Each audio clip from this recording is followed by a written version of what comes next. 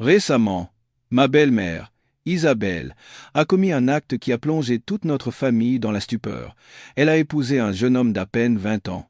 Mais dès la fin de la cérémonie, les deux jeunes mariés se sont enfermés dans leur chambre pendant une semaine entière, sans en sortir une seule fois ni adresser la parole à quiconque. En tant que belle-fille de cette maison, j'ai dû non seulement gérer toutes les tâches ménagères et les préparatifs d'un important dîner de famille, mais aussi supporter l'attitude arrogante de ce jeune beau-père. J'ai pris sur moi un jour, 2 jours, mais au bout d'une semaine, j'ai explosé. J'ai ouvert brusquement la porte de leur chambre. La scène qui s'est offerte à mes yeux m'a laissé pétrifié sur place. Je m'appelle Chloé, je suis marié depuis 1 an. Je pensais avoir déjà tout connu des relations difficiles avec ma belle-mère, jusqu'au jour où elle a décidé d'épouser un jeune homme de 20 ans. Après ce mariage qui a choqué toute la famille, Isabelle a pratiquement disparu de la vie de notre grande maison familiale sur 3 niveaux. Pendant une semaine entière, la porte de leur chambre au dernier étage est restée obstinément close. Même si j'étais excédé, je devais tout assumer, de la préparation du dîner en mémoire de mon beau-père décédé jusqu'à l'entretien de la cuisine, tandis que le couple de jeunes mariés ne manifestait aucun intérêt. Ce matin-là, je me tenais devant leur porte, un carnet à la main avec la liste des courses. J'avais la tête qui tournait tant il y avait à acheter. J'ai frappé plusieurs fois, mais aucune réponse. « Isabelle, vous êtes là ?» Pas un bruit. J'ai collé mon oreille contre la porte, essayant de capter le moindre son. Un bruit de pantoufles, le froissement d'un rideau, ne serait-ce qu'une petite toux. Rien. « Isabelle, je voulais vous demander si vous aviez envie de quelque chose de particulier. Je vais faire les courses. Vous n'oubliez pas que c'est le dîner en l'honneur de grand-père ce soir ?» Toujours le silence. Froissant le papier dans ma main, j'ai pris mon courage à 2 mains et j'ai appelé un peu plus fort. « Isabelle, je vais entrer, je suis vraiment inquiète. » Au moment où j'allais saisir la poignée, la voix de mon mari, Julien, s'est élevée depuis le rez-de-chaussée. Une voix qui, rien qu'à l'entendre, prenait déjà le parti de sa mère. « Arrête un peu, ne dérange pas maman. Elle est heureuse pour une fois. Tu ne peux pas comprendre ça ?» Je me suis figé un instant, puis j'ai crié vers le bas de l'escalier. C'est le dîner en mémoire de son mari, et elle ne daigne même pas montrer le bout de son nez. Tu trouves ça normal, toi? Quelques secondes plus tard, des bruits de pas précipités ont résonné dans l'escalier. Julien est monté, le visage contrarié. Tu es vraiment obligé de tout dramatiser comme ça? Ça ne fait qu'une semaine qu'elle est mariée. Et Yaissé Saucer, je l'ai regardé droit dans les yeux. Une semaine pendant laquelle ils n'ont pas mangé une seule fois avec nous, une semaine où j'ai dû leur monter chaque repas dans leur chambre sans un seul appel. Et tu trouves ça normal? Franchement, Julien, tu m'impressionnes. Julien a froncé les sourcils et a dit d'une voix basse mais ferme: « Je trouve que c'est toi qui exagères. » Au lieu de la soutenir dans son bonheur, tu ne fais que la déranger. J'ai eu un rire sans joie. Ah, j'exagère? Demander si ma belle-mère va bien, si elle a besoin de quelque chose, et si elle compte assister au dîner en mémoire de son défunt mari, c'est si terrible que ça. Arrête avec tes histoires. Mon mari s'est approché de moi, les yeux fixés sur la porte fermée. Non, mais qu'est-ce que je peux dire? Je ne comprends juste pas. La femme qui m'a fait une scène terrible parce que je m'étais trompé sur une pointure de pantoufle peut maintenant se marier avec un garçon qui a l'âge de son petit-fils, s'enfermer une semaine avec lui. Et ça, c'est profiter du bonheur? Julien s'est retourné, agacé. Arrête de toujours ressortir les vieilles histoires. Ça n'a rien à voir. Essaie d'avoir l'esprit un peu plus large. J'ai ravalé ma colère et j'ai pris une profonde inspiration. Depuis l'arrivée du jeune mari de ma belle-mère, cette maison était devenue une véritable cocotte-minute. Et c'est moi, et personne d'autre, qui étais écrasé par la pression. Cet après-midi-là, alors que je venais de finir le ménage, le téléphone a sonné. Le nom, Isabelle, s'est affiché. Sans même un bonjour, sa voix, toujours aussi froide, m'a dit: « Chloé, va au marché et achète des fruits de mer. Prends-en des gros et bien frais. Tu as compris. » J'ai serré le téléphone dans ma main. Je m'étais habitué à ce ton autoritaire depuis une semaine, mais aujourd'hui, c'était l'anniversaire de la mort de grand-père. Je ne pouvais plus faire semblant de rien. « Isabelle, vous ne comptez vraiment pas descendre? C'est le dîner en mémoire de grand-père, ce soir. » J'ai essayé de garder ma voix aussi douce que possible. De l'autre côté du fil, elle a ricané d'un ton méprisant. J'ai passé ma vie à m'occuper de vous. Maintenant que je veux enfin profiter de mon bonheur, qu'est-ce que ce dîner peut bien me faire? Débrouillez-vous. J'ai cligné des yeux, reprenant mon souffle. Bien sûr, nous nous en occuperons. C'est juste que je m'inquiète pour votre santé.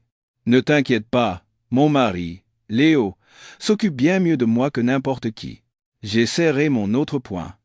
Mes ongles s'enfonçaient dans ma paume, mais j'ai tenu bon. J'ai demandé à nouveau, doucement. Je vais faire les courses. Mais ne pourriez-vous pas descendre dîner avec nous, juste pour un repas? Elle n'a pas répondu tout de suite. Puis, d'une voix rapide et agacée, non, demain, Léo et moi devons sortir. On doit aussi acheter des fortifiants. Tu comprends? J'ai posé le téléphone sur la table et je suis resté là, hébété, pendant quelques secondes. Tout m'étouffait. C'était la même femme qui m'avait traité de vulgaire parce qu'elle m'avait vu en pyjama, qui m'avait reproché ma façon de servir le thé, la jugeant contraire aux bonnes manières. Et maintenant, elle vivait comme si toutes les conventions du monde ne la concernaient plus. Ce soir-là, à table, il n'y avait que Julien, moi et nos 2 enfants. J'ai pris la parole avec précaution. Tu ne veux pas appeler ta mère pour lui dire de venir dîner? Peut-être qu'elle descendra. Iya. Julien n'a même pas levé la tête, répondant d'un ton sec. Laisse tomber, qu'elle se débrouille. Pourquoi faut-il toujours que tu te mêles de tout? J'ai posé mes couverts, retenant un soupir. Il ne s'agit pas de se mêler de sa vie, elle est en train de tourner le dos à sa famille.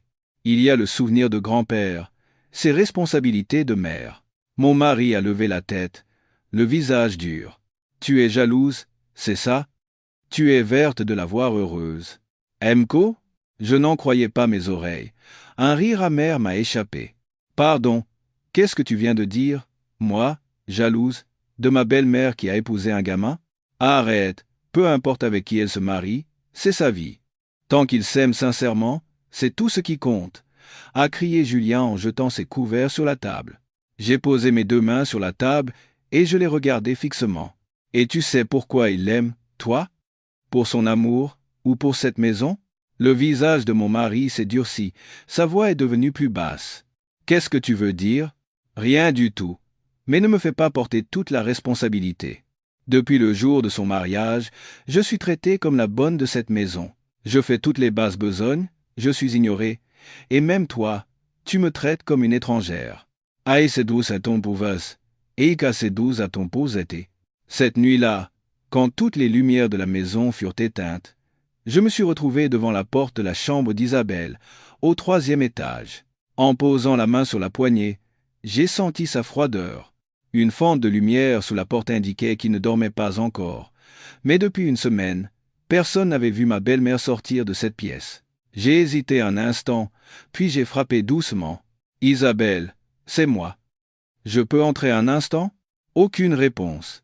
Seul le bruit discret du climatiseur se faisait entendre, un son régulier comme le battement étouffé d'un cœur.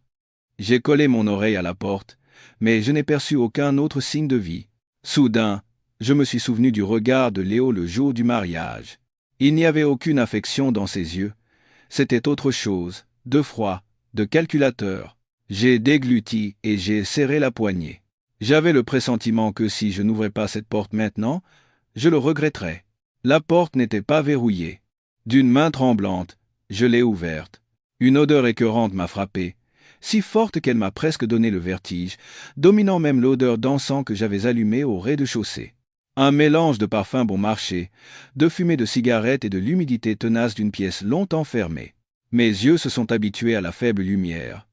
La climatisation tournait à plein régime, soufflant un air glacial, mais ma belle-mère était en sueur. Ses cheveux étaient en désordre, son visage livide. Terrifié, j'ai crié. « Isabelle, ça va? Pourquoi transpirez-vous comme ça ?» Elle a sursauté, s'est retournée et, serrant les dents, a sifflé d'une voix rauque. « Sors !» Elle a tiré la couette sur elle pour se couvrir, évitant mon regard. Elle ne ressemblait pas à une femme comblée de bonheur, mais à une coupable. J'ai fait un pas de plus, essayant de garder mon calme, ma voix tremblant de colère et d'inquiétude. « Isabelle, vous êtes malade ?» Avant qu'elle ne puisse répondre, le bruit de l'eau dans la salle de bain a cessé, et la porte s'est ouverte brusquement. Léo est sorti, une simple serviette nouée autour de la taille. Loin d'être gêné, il m'a regardé avec un sourire narquois, comme s'il assistait à un spectacle amusant. Tiens, tiens, ne serait-ce pas notre dévouée belle-fille? Entrer dans la chambre des aînés sans frapper, c'est de quelle politesse ça? La gorge nouée, j'ai répondu. J'ai frappé. Vous n'avez pas répondu. Alors je me suis inquiété. Léo m'a coupé la parole, la voix pleine de mépris. Inquiète ou curieuse des secrets de notre chambre à coucher? La rage m'a submergé. J'ai serré les poings et les fusillé du regard. Faites attention à ce que vous dites. Lesti, vemu, biais, et. Il a éclaté de rire et s'est approché nonchalamment. Sa voix est devenue encore plus insolente. Tu ne sais peu, être pas comment ça marche ici, mais le maître de cette maison, c'est moi. Le mari de la patronne. Compris. Je me suis tourné vers ma belle-mère, espérant une réaction, un mot pour me défendre. Isabelle, vous entendez ce qu'il me dit? Vous allez le laisser faire? Elle a évité mon regard. Ses yeux étaient pleins de larmes, sa voix brisée. Chloé, je te l'ai déjà dit, ne te mêle pas de mes affaires. J'étais anéanti. Il n'y avait aucune trace de bonheur dans cette pièce. Les yeux rougis d'Isabelle et le tremblement incontrôlable de ses mains disaient tout. Le lendemain soir, nous n'étions encore que Julien et moi à table. En lui servant du poisson, j'ai dit doucement « Mange, mon chéri, ça fait un moment que c'est servi. » Il a posé ses couverts et a soupiré. « Non, merci, je n'ai pas faim. » Mais regardant mon bol de riz, j'ai lâché avec amertume. « Puisque ta mère a le ventre plein, tu n'as pas besoin de manger non plus. C'est ça ?» Julien a sursauté et m'a lancé un regard noir. « Quelle façon de parler! Tu n'as pas encore fini de la critiquer ?» J'ai levé la tête, le regard glacial. « Je ne la critique pas. Mais ça fait une semaine qu'elle ne sort pas de sa chambre, et toi, tu la défends aveuglément. Réfléchis un peu. Suis-je la belle-fille de cette maison, ou la bonne? » À ce moment-là, mon téléphone a vibré.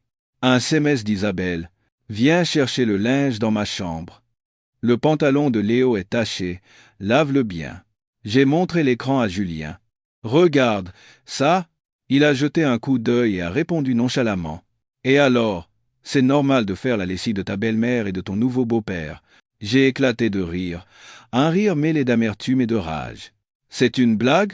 Tu veux vraiment que je devienne la servante de ton nouveau beau-père ?» Julien a frappé la table avec ses couverts et a grondé. « Ça suffit. Arrête de parler sur ce ton. Tu ne sais donc rien faire d'autre qu'être jalouse ?» Ces mots étaient comme un poignard dans mon cœur. Jalouse. Julien pensait que j'étais jalouse d'un gamin qui vivait au crochet de sa mère. Le lendemain matin, alors que j'étais à genoux en train de laver le sol du couloir du premier étage, j'ai entendu la porte du troisième s'ouvrir. Des bruits de pantoufles descendaient l'escalier. Léo est apparu devant moi. Il portait un vieux t-shirt en lin et un pantalon de pyjama large. Il mâchait du chewing-gum bruyamment, comme s'il était à la terrasse d'un café. Il m'a toisé de haut en bas, a froncé les sourcils et a dit, sans même baisser la voix, « Nettoie-moi ça un peu mieux. C'est quoi cette maison? C'est plein de poussière. C'est dégoûtant. » J'ai levé la tête et j'ai dit d'une voix calme mais distincte, « Je ne suis pas la femme de ménage. » Puis, j'ai recommencé à frotter le sol. Léo a ricané et est descendu tranquillement au rez-de-chaussée. Quelques minutes plus tard, il était affalé sur le canapé du salon, les jambes croisées, un bras sur l'accoudoir, et il a claqué des doigts. « Hé, apporte-moi un café, sans glaçons. »« Maçon poussé, pijouilla Mataisan. » Je me suis levé, j'ai essuyé mes mains sur mon tablier, et j'ai répondu sèchement, « Je n'ai pas le temps de vous servir. » Il a penché la tête, plissant les yeux. « Fais descendre ta belle-mère et répète-lui ça en face. Tu en as le courage ?» Je n'ai pas répondu. Ça ne valait pas la peine de se disputer. Je me suis dirigé vers la cuisine, ignorant son regard moqueur dans mon dos. Un peu plus tard, je suis monté au troisième étage pour étendre le linge. En passant devant la chambre d'Isabelle, je l'ai vue assise, l'air absent, le visage pâle, les cheveux en désordre, les yeux bouffis comme si elle venait de pleurer. Je me suis arrêté, j'ai pris une grande inspiration et j'ai demandé sans détour. « Isabelle, vous allez continuer à laisser cet homme traiter les gens de cette maison avec autant d'impolitesse ?» Elle n'a même pas levé la tête. Sa voix était sans énergie. Chloé, je suis si fatigué. J'ai mordu ma lèvre. Je n'en pouvais plus. Je me suis approché. J'ai posé un verre d'eau sur la table. Je me suis penché et j'ai articulé chaque mot. Isabelle, je ne suis pas une étrangère. Je suis votre belle-fille. Je ne peux pas rester sans rien faire quand quelqu'un se comporte de manière aussi arrogante. Vous le savez aussi bien que moi. Cet homme ne vous aime pas. Il ne fait que vous utiliser. Isabelle a serré le verre d'eau et a soudainement crié d'une voix aiguë. Tais-toi. Je ne veux plus t'entendre. Léo m'aime. Tu n'es qu'une jalouse. Je suis resté figé. Pas parce qu'elle prenait le parti de Léo, mais à cause de ses yeux injectés de sang et de sa voix qui se brisait. Cette femme, autrefois si incisive et autoritaire, se justifiait maintenant d'une voix si pitoyable et fragile. Cette nuit-là, vers 3 heures du matin, des bruits étranges venant de l'étage supérieur m'ont réveillé. D'abord un léger bruissement, puis des sanglots étouffés, des sons rauques qui éclataient par intermittence. Je suis sorti de ma chambre et je me suis tenu dans le couloir du premier étage. La lumière, qui filtrait du troisième, éclairait faiblement le couloir. J'ai hésité, puis j'ai monté les escaliers avec précaution pour ne pas faire de bruit. Arrivé près de leur porte, je me suis caché contre le mur.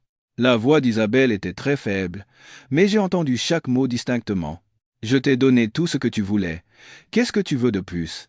Une voix d'homme, basse, a répondu, mais je n'ai pas compris les mots. S'il te plaît, n'envoie pas ça. Je ne pourrais pas le supporter, a-t-elle répondu, presque en pleurant. J'ai eu la chair de poule. Je ne pouvais plus en entendre davantage. J'ai fait demi-tour en silence, et j'ai descendu les escaliers. Ma main qui tenait la rampe tremblait légèrement. De retour dans ma chambre, j'ai fermé doucement la porte et je me suis appuyé contre elle. Mon cœur battait à tout rompre. Je n'arrivais pas à croire que ma belle-mère, si stricte, qui m'avait un jour froidement réprimandé pour une cuillère mal placée, était maintenant réduite à supplier de cette façon. Le lendemain matin, alors que Léo et Isabelle étaient sortis, j'ai rangé leur chambre. C'est alors que quelque chose de dur est tombé dessous l'oreiller. Je me suis penché pour le ramasser. C'était une clé USB noire et lisse. J'ai hésité un instant, mais une voix intérieure me murmurait que je devais savoir ce qu'elle contenait. Je me suis assis au bureau et j'ai branché la clé sur mon ordinateur portable. Une liste de fichiers vidéo, classés par date, est apparue. Mon cœur s'est emballé. Mes mains tremblaient tellement que j'ai dû m'agripper au bord du bureau pour diriger le curseur. J'ai cliqué sur une courte vidéo. Au moment où l'image est apparue, je suis resté glacé. C'était une vidéo intime d'Isabelle et de Léo. Mais, ce qui m'a glacé le sang, ce n'était pas la scène en elle-même. C'était le visage de Léo, qui regardait fixement la caméra avec un sourire narquois. J'ai murmuré, la gorge serrée. Mon Dieu, il a filmé ça exprès. Je suis resté assise, abasourdi. Toutes les pièces du puzzle se mettaient en place. La voix tremblante au milieu de la nuit, les supplications, le regard terrifié de ma belle-mère. Elle n'était pas heureuse, elle était victime d'un chantage. Cet après-midi-là, Léo est rentré. Il a jeté son sac sur le canapé et est passé à côté de moi d'un pas arrogant, comme s'il était le propriétaire des lieux. Sa voix était pleine de suffisance. Dis donc, tu as lavé le linge que j'ai laissé dans ma chambre, ou tu étais encore en train de fouiner? J'ai posé le carnet que je tenais. Je me suis levé et je l'ai regardé droit dans les yeux. Ma voix était calme, mais froide comme la glace. Combien de temps comptais-tu nous tromper? J'ai tout vu. Sur la clé USB. Léo s'est arrêté net. La surprise dans ses yeux s'est rapidement transformée en mépris. Il s'est approché avec un rictus. Ah oui, tu as vu? Et alors, qu'est-ce que tu vas faire? Appeler toute la famille pour une séance de visionnage? J'ai serré les dents et j'ai crié. Espèce de malade, pourquoi tu as filmé ça en secret? Léo a souri, plissant les yeux. Sa voix était lisse, comme une réponse préparée à l'avance. Pour faire de ta chère belle-mère mon petit chien bien obéissant. C'est tout.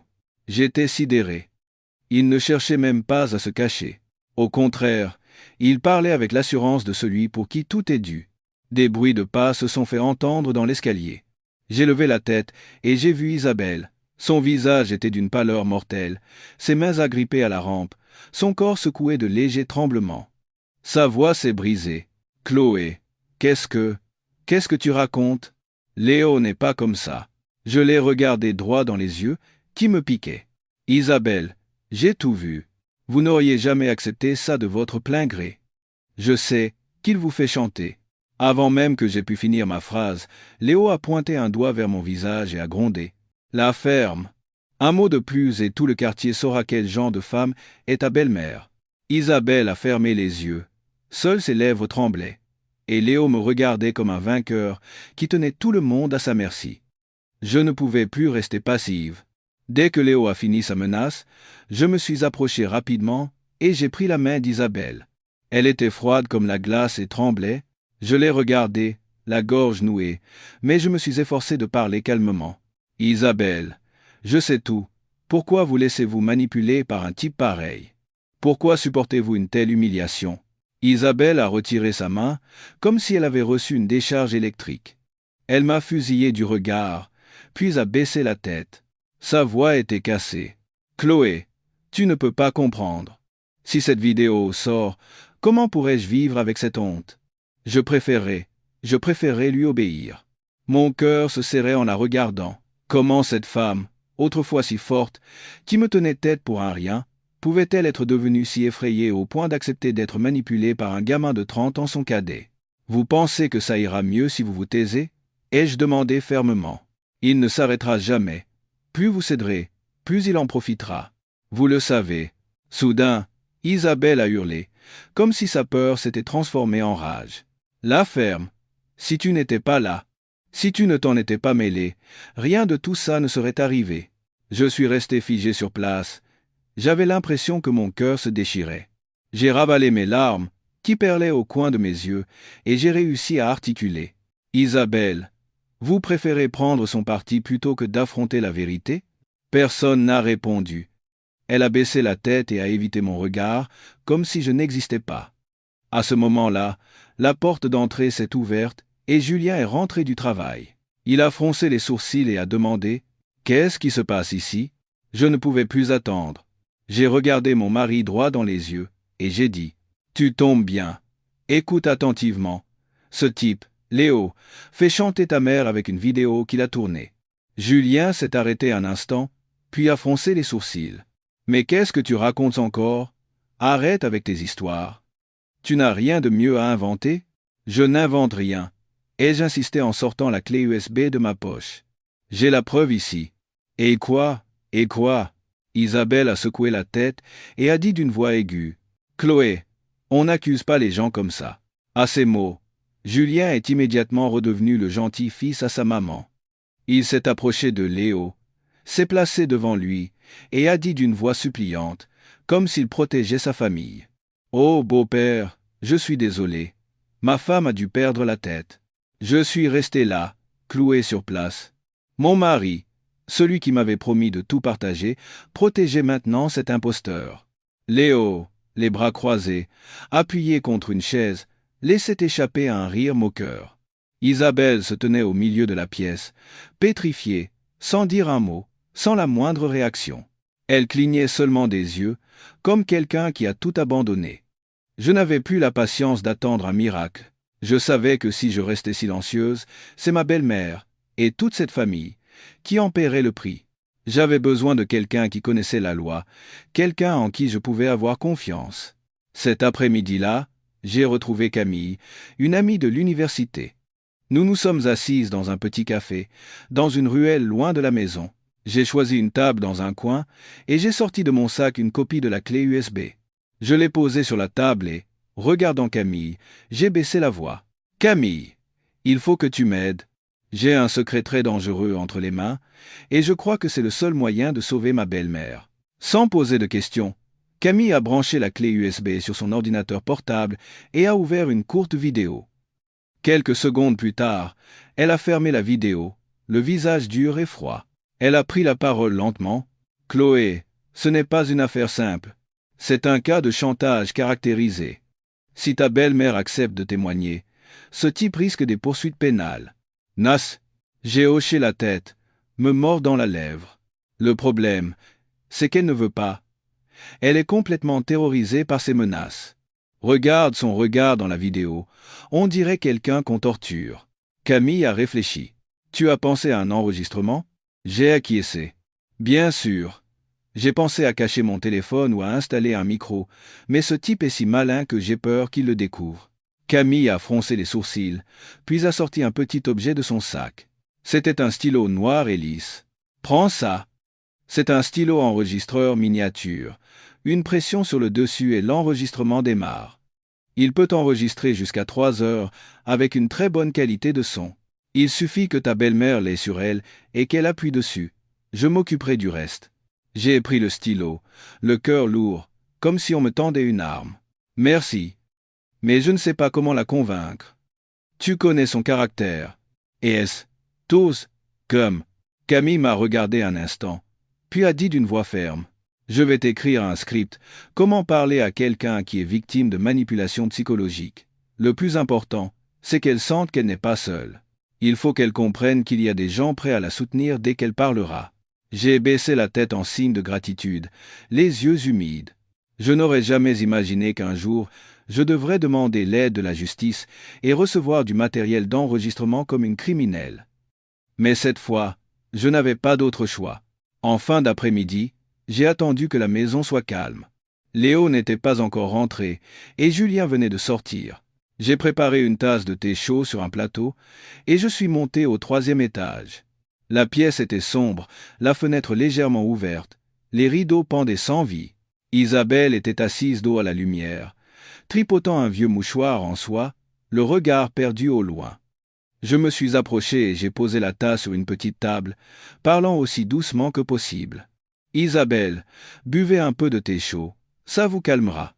Elle ne s'est pas retournée, ne m'a pas regardé. Sa voix était rauque, à peine un murmure. Chloé, laisse-moi, je n'ai pas soif. Je me suis assise en face d'elle, regardant son dos. Vous n'avez pas soif. Vous avez peur et vous êtes épuisée. Elle a soupiré. L'air dans la pièce est devenu lourd. Après un long moment, elle a parlé. Tu ne peux pas comprendre, Chloé. J'ai répondu doucement. Je comprends. Et je ne vous en veux pas. Isabelle, si ce type mettait cette vidéo sur Internet, qui les gens croiraient, à votre avis? À ma question, elle s'est retournée, horrifiée, les yeux grands ouverts. Tu penses qu'il le ferait vraiment? Je l'ai regardé sans ciller, et j'ai hoché la tête. Il en est non seulement capable, mais il a probablement déjà tout préparé. Il n'attend que votre signature sur ses papiers. Comment? Comment tu sais ça? Sa voix était sur le point de se briser. Je le sais. Je sais que son objectif, c'est le patrimoine de notre famille et cette maison. Elle a caché son visage dans ses mains, son corps secoué de petits tremblements. Peu après, des sanglots ont éclaté. Chloé, comment vais-je pouvoir vivre avec cette honte? J'ai rapproché ma chaise et j'ai posé ma main sur le coin de la table. Isabelle, si vous n'agissez pas, il fera la même chose à quelqu'un d'autre. Ce n'est pas vous qui êtes en faute, c'est lui. J'ai sorti le petit stylo de ma poche et je l'ai mis dans sa main. S'il vous menace encore pour que vous signiez des papiers, appuyez simplement sur le bouton au-dessus de ce stylo. Je m'occuperai du reste. Vous n'aurez pas à l'affronter directement. Alors n'ayez pas peur. Isabelle m'a regardé. Pour la première fois, son regard ne me repoussait pas. Elle n'a rien dit. Elle a juste serré le stylo. Je n'ai pas insisté. Et je me suis levé. La porte s'est refermée derrière moi, mais je savais. Cette femme, autrefois si fière, venait de changer de cap en silence. Elle n'avait rien dit, mais sa main serrée sur le stylo disait tout. Elle était prête. Cette nuit-là, j'étais recroquevillé derrière un rideau, près de l'escalier du 1er étage. Mes mains tremblantes serraient mon téléphone, mon cœur était en feu. Le petit stylo enregistreur était habilement caché dans la poche des vêtements d'Isabelle. Il était presque 20 et 1 heure. Des pas ont résonné sur le parquet. Léo était de retour. J'ai retenu mon souffle, tendant l'oreille à chaque bruit venant de l'étage.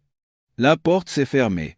Après un court silence, la voix basse et pressante de Léo s'est fait entendre. Tu as fini de réfléchir, signe ici. Comme ça, la maison sera à mon nom, et je te pardonnerai. Dans le silence qui a suivi, j'aurais pu entendre ma belle-mère déglutir. Léo, promets-moi, si je signe, tu effaceras vraiment tout. Il a ricané. Ce rire m'a donné des frissons. Te le promettre, tu es encore aussi naïve? Je dois garder ça comme assurance, au cas où tu changerais d'avis après avoir signé. Exemple, t'ouvlement, la voix d'Isabelle s'est brisée. S'il te plaît, je t'en supplie, je ne te force pas. Tu as deux choix. Soit tu signes, soit demain matin, tu deviens la risée du monde entier. J'ai dû mettre ma main sur ma bouche pour ne pas crier. La colère bouillonnait en moi. Mais je savais que si je faisais du bruit maintenant, tous mes efforts seraient vains. Il fallait attendre encore un peu, juste un peu plus. Le lendemain matin, j'étais déjà assise dans le salon. Julien était à peine réveillé, encore somnolent. Isabelle était habillée avec soin, les cheveux coiffés, mais son visage portait encore les stigmates de la fatigue. Léo est descendu tranquillement, le téléphone à la main, les yeux rivés sur l'écran. J'ai levé la tête, et j'ai dit d'une voix claire et calme. Je crois que tout le monde devrait écouter ça aujourd'hui. Les trois se sont tournés vers moi. J'ai activé le haut-parleur de mon téléphone et j'ai lancé l'enregistrement. La voix de Léo a résonné sans détour. Signe ici. Comme ça, la maison sera à mon nom et je te pardonnerai. Je dois garder ça comme assurance au cas où tu changerais d'avis. Soit demain matin, tu deviens la risée du monde entier. Un silence de mort s'est abattu sur la pièce. Julien, pétrifié, s'est tourné vers Léo. Qu'est-ce que ça veut dire? Tu as fait chanter ma mère? Léo m'a jeté un regard noir, puis a tenté de faire bonne figure en ricanant. C'est quoi ça? C'est un montage qu'elle a fabriqué. On peut truquer ce genre de choses facilement. Qui sait? Je l'ai coupé net. Un montage? Alors, tu veux qu'on regarde la vidéo originale? J'ai toujours la clé USB. Le regard de Léo a vacillé un instant. Il a grincé des dents et a grogné à voix basse. Bien joué. Tu as osé me tendre un piège. Je me suis levé, sans détourner le regard. Personne ne t'a tendu de piège. Tu ne récoltes que ce que tu as semé. Aix, je me suis tourné vers ma belle-mère et j'ai baissé la voix. Isabelle, vous avez assez enduré. Il est temps de retrouver votre honneur. Isabelle m'a regardé. Elle ne m'évitait plus comme avant. Ses yeux se sont remplis de larmes. Chloé, tu as raison. Merci, ma fille. Sa voix était étranglée, mais je ne pouvais pas faiblir maintenant. Il restait une dernière chose à faire. Je me suis retourné vers Léo. Il était toujours assis, le visage fermé, mais n'osait pas partir. Sans élever la voix, j'ai pesé chaque mot. Tu as deux options. La première, tu me donnes toutes les copies de la vidéo, et tu fiches le camp de cette maison immédiatement. La seconde, je prends cette clé USB, cet enregistrement, et je vais directement au commissariat porter plainte. Léo s'est levé d'un bond, faisant grincer sa chaise. Les veines de son cou saillaient. Tu crois que tu as gagné? Je n'ai pas reculé, répondant calmement. Je ne cherche pas à gagner. Je veux juste que tu disparaisses pour que ma belle-mère puisse enfin avoir la paix. Il a balayé la pièce du regard, puis a fixé Isabelle. Elle a baissé la tête pour éviter ses yeux. Il a eu un rire nerveux, a sorti son téléphone et a commencé à supprimer les vidéos. Puis, sans un mot, il a quitté la maison. La porte a claqué derrière lui. C'est alors que les larmes d'Isabelle ont jailli. Des larmes contenues depuis bien trop longtemps. Elle s'est approchée de moi et a dit en sanglotant, « Chloé, pardonne-moi. J'ai été si méchante avec toi. » Je l'ai regardée sans un mot, puis j'ai dit doucement, « Ce n'est rien, Isabelle. J'aimerais juste que, désormais, vous viviez pour vous-même, sans avoir peur de personne. » Derrière moi, Julien se tenait toujours là, hébété. Il avait la tête baissée et ne disait rien. Je n'attendais rien de lui non plus. Cette bataille, je l'avais menée seule. Et je savais que je n'étais plus la belle-fille soumise d'il y a quelques années. Je m'étais dressé, seul, pour protéger une femme qui n'avait plus personne sur qui compter. Ce soir-là, ma belle-mère et moi étions assises face à face dans le salon. Sous la lumière jaune, deux petits objets reposaient sur la table, la clé USB et le stylo enregistreur. Personne ne parlait. Seul le tic-tac de l'horloge murale et la respiration silencieuse de deux femmes qui avaient traversé une tempête ensemble remplissaient l'espace. Les mains posées sur mes genoux, le dos droit, je la regardais. Elle s'est penchée en avant et a demandé d'une voix rauque, celle de quelqu'un qui vient de pleurer. « Chloé, tu vas porter plainte à la police ?» J'ai hoché la tête, mais ma voix s'est faite plus basse en répondant. « Oui, je pense qu'il doit payer pour ce qu'il a fait. » Aïe, c'est ses atours. Isabelle a frémi et a baissé la tête, ses épaules secouaient de légers soubresauts. Je ne l'avais jamais vue aussi petite. Après un moment, elle a relevé la tête, la voix tremblante. « Mais, ne fais pas ça, mon enfant. S'il te plaît, je ne pourrais pas vivre avec ça. » Je la regardais, mes mains se crispant légèrement, mon cœur hésitant. « Mais si nous ne portons pas plainte, il recommencera avec quelqu'un d'autre. Vous le savez. Yesazla, assez sourd. » Elle a pris une profonde inspiration, me fixant de ses yeux rougis. « Chloé, je t'en supplie. Ce qui est fait est fait. C'est ma faute de lui avoir fait confiance. C'est moi qui serai puni. Mais si cette vidéo est rendue publique, que deviendrai-je? Toute ma vie, et même après ma mort, les gens ne parleront que de ça. Je ne sais pas ce qui m'a poussé à tendre la main pour prendre la sienne. C'était la première fois. Ce n'était pas le geste d'une belle fille détestée, mais celui d'une femme envers une autre qui avait perdu sa dernière once de fierté et qui tremblait de peur. J'ai dit doucement, « Je comprends, Isabelle. Vous n'avez pas à supporter en plus la cruauté du regard des autres. Je ne porterai pas plainte. » Sans attendre sa réponse, je me suis levé lentement, j'ai pris la clé USB et le stylo, et je suis allé dans la cuisine. Elle ne m'a pas appelé, n'a rien dit, mais j'ai entendu derrière moi son long soupir. Un soupir mêlé de regret et de gratitude. J'ai allumé la cuisinière à gaz. Une flamme bleue a vacillé. J'ai placé la clé USB, puis le stylo enregistreur sur la flamme. Le plastique a fondu en crépitant, dégageant une odeur âcre. Je n'ai pas cligné des yeux. Détruire ces preuves n'était pas un acte de pardon. C'était un acte de respect pour la peur qui restait en cette femme autrefois si forte. J'avais décidé de protéger la dernière chose qu'elle voulait sauver, son honneur. Quelques mois ont passé. La maison a lentement retrouvé son calme. Personne n'a jamais reparlé de cette histoire. Isabelle était plus discrète qu'avant. Julien allait travailler comme d'habitude, et je continuais à m'occuper des 3 repas par jour. Mais au fond de moi, je savais que tout avait changé. Un matin, alors que je préparais le petit déjeuner, Isabelle est entrée dans la cuisine. Elle tenait son téléphone, le visage sans expression. J'ai arrêté de couper les oignons et j'ai levé la tête. « Isabelle, il y a un problème ?» D'une main tremblante, elle m'a tendu le téléphone. « Chloé, regarde ça. » J'ai essuyé mes mains sur mon tablier et j'ai pris le téléphone. Un article de presse se propageait rapidement sur l'écran. Chantage à la vidéo intime sur des femmes mûres, un jeune homme de 20 ans arrêté, des faits en série révélés. Yves Seletona. Mes yeux se sont agrandis en voyant la photo jointe à l'article. Ce visage, ce regard, c'était bien lui. Il s'est fait arrêter, a bégayé Isabelle. J'ai hoché la tête, la voix pleine de certitude. Oui, Isabelle, c'est bien lui. Je me souviens très bien de ce visage. À ce moment-là, mon téléphone a sonné. C'était Camille.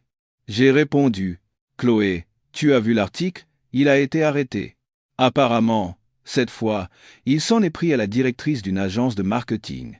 Elle a immédiatement porté plainte. C'est comme ça qu'il est tombé. Sans quitter l'article des yeux, j'ai souri légèrement. Camille, il y a vraiment une justice immanente dans ce monde. J'ai rendu le téléphone à ma belle-mère, elle fixait toujours la photo, les poings si serrés que ses jointures blanchissaient. Je n'ai rien dit, et elle non plus. Mais son regard avait changé. Il semblait plus léger. Elle n'était plus écrasée par la culpabilité. Pour la première fois, j'ai vu dans ses yeux non pas de la peur, mais une lueur de paix. Après ce jour, Isabelle n'a plus jamais prononcé le nom de Léo. Elle ne m'évitait plus comme avant, mais le silence entre nous restait un espace difficile à combler. Puis, un soir, alors que je venais de finir de plier le linge, on a frappé doucement à ma porte. La porte s'est ouverte sur Isabelle. Elle tenait un bol fumant de potage. Elle portait un pull beige, l'air un peu mal à l'aise. « Chloé, j'ai fait un potage. Il fait froid, mange ça pour te réchauffer. Les enfants en ont eu aussi. » Elle m'a tendu le bol. J'étais un peu surprise. Je ne me souvenais plus de la dernière fois qu'elle avait cuisiné quelque chose pour moi. J'ai pris le bol et je l'ai regardé. « C'est vous qui l'avez fait ?» Elle a hoché la tête avec un petit sourire. J'essaie d'apprendre à faire les plats que tu aimes. Maintenant que les enfants ont grandi, si tu veux retravailler, vas-y. Je m'occuperai de la maison. J'ai baissé la tête. Des émotions complexes m'envahissaient, mais j'ai répondu sobrement. Isabelle, vous n'avez pas à vous forcer à changer. Elle a secoué la tête et s'est assise au bord de mon lit. Non, c'est à moi de changer. C'est moi qui t'ai plongé dans cette épreuve. Sans toi, je ne sais pas combien de jours j'aurais tenu face à lui. Elle parlait lentement, avec sincérité. Pour la première fois, dans sa voix, je n'entendais ni autorité ni froideur, mais le désir d'une mère de réparer ses torts. Un autre après-midi, en rentrant avec les enfants, j'ai trouvé Julien assis dans la cuisine. Sans télé, sans téléphone, juste une tasse de thé refroidi à la main, il regardait par la fenêtre, comme s'il m'attendait. Alors que j'entrais pour boire un verre d'eau, il a parlé le premier. « Chloé, tu m'en veux toujours beaucoup ?» Je suis resté immobile, un instant avant de répondre. « Qu'est-ce que tu en penses, toi ?» Julien a soupiré, regardant ses mains. « J'ai été un imbécile. Au moment où tu avais le plus besoin de moi, j'ai pris le parti de quelqu'un d'autre. » Je me suis assise en face de lui et j'ai dit calmement. « Ce n'est pas grave. J'ai l'habitude de me défendre seul maintenant. » Et, Tiff, il a hoché la tête et a dit lentement. « Je sais que je ne mérite pas d'être pardonné tout de suite. Mais donne-moi du temps. Je suis des cours de gestion maintenant. Je veux réussir par moi-même, devenir quelqu'un dont tu pourras être fier. » Sans sourire ni me détourner, j'ai simplement dit « Je veux juste que tu sois quelqu'un qui sache distinguer le bien du mal. C'est tout. » Julien a de nouveau hoché la tête. Cette fois, il n'a pas évité mon regard. « J'apprends de toi chaque jour. » Ce n'était pas une excuse, mais la promesse, bien que tardive, d'un nouveau départ. Aujourd'hui, en repensant à tout cela, j'ai encore le cœur serré. Cet homme a été arrêté sans que j'aie à lever le petit doigt. La loi du karma a fait son travail à ma place, et notre famille n'est certainement pas parfaite. Mais maintenant, au moins, nous avons appris à nous écouter, à admettre nos erreurs et à nous protéger les uns les autres. Pour moi, c'est suffisant.